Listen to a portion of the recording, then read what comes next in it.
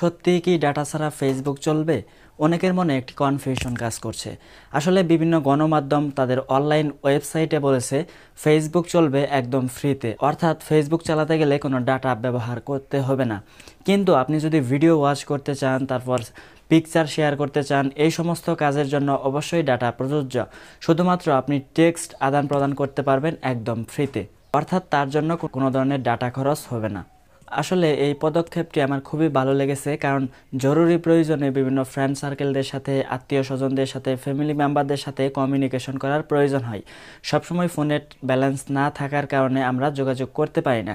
কিন্তু যেহেতু আমাদের মেসেঞ্জার থেকে এই সুবিধাটি চালু করা হচ্ছে, সেহেতু আমরা খুব সহজেই যে কোনো সময় যে কোনো জায়গা থেকেই আমরা আমাদের ফ্যামিলি মেম্বারদের সাথে যোগাযোগ করতে পারবো। তো আসলে এর জন্য আমি বাংলাদেশ টেলিযোগাযোগ নিয়ন্ত্রণ কমিশনকে অসংখ্য ধন্যবাদ জানাই।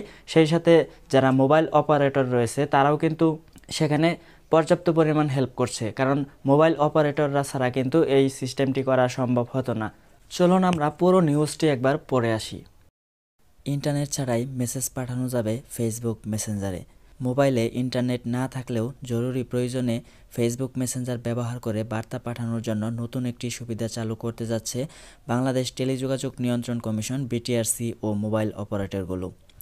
আগামী মঙ্গলবার ৯ নভেম্বর বেলা ১২টায় রাজধানীতে, অর্থাৎ আগামী মঙ্গলবার বলতে আজকে মঙ্গলবার, আজকে ৯ তারিখকে বোঝানো হয়েছে, যেহেতু নিউজটি গতকালকের, তো যেহেতু ভিডিওটি আজকে আমি মেক করছি, এখানে হবে আজ ৯ নভেম্বর বেলা ১২টায় রাজধানীতে বিটিআরসি সম্মেলন কক্ষে মোবাইল ডাটা প্যাকেজ নির্দেশিকা এবং শুধুমাত্র টেক্সটের মাধ্যমে ফেসবুক মেসেঞ্জার ও ডিসকভার অ্যাপ উদ্বোধন করা হবে।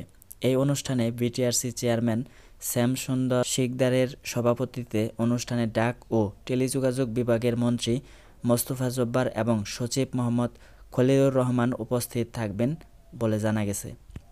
বিটিআরসির এক কর্মকর্তা জানান, সব সময় ডাটা বা ইন্টারনেট থাকে না, গ্রাহকরা যাতে ডাটা ছাড়াই টেক্সট পাঠাতে পারেন, সেজন্য অপারেটরগুলো মিলে এই সুবিধা চালু করবে। আশা করছি পুরো নিউজটির মাধ্যমে আপনারা বুঝতে পারছেন যে আজকে এটার উদ্বোধন হবে। তো যাই হোক বন্ধুরা, এটি কেমন লাগলো সেটি অবশ্যই কমেন্টস করে জানাবেন। তো আজকের মতো এখানে শেষ করছি। সবাই ভালো থাকবেন, সুস্থ থাকবেন, আর অবশ্যই আমাদের চ্যানেলটিকে সাবস্ক্রাইব করবেন নিত্য নতুন ভিডিওগুলি সবার আগে পাওয়ার জন্য।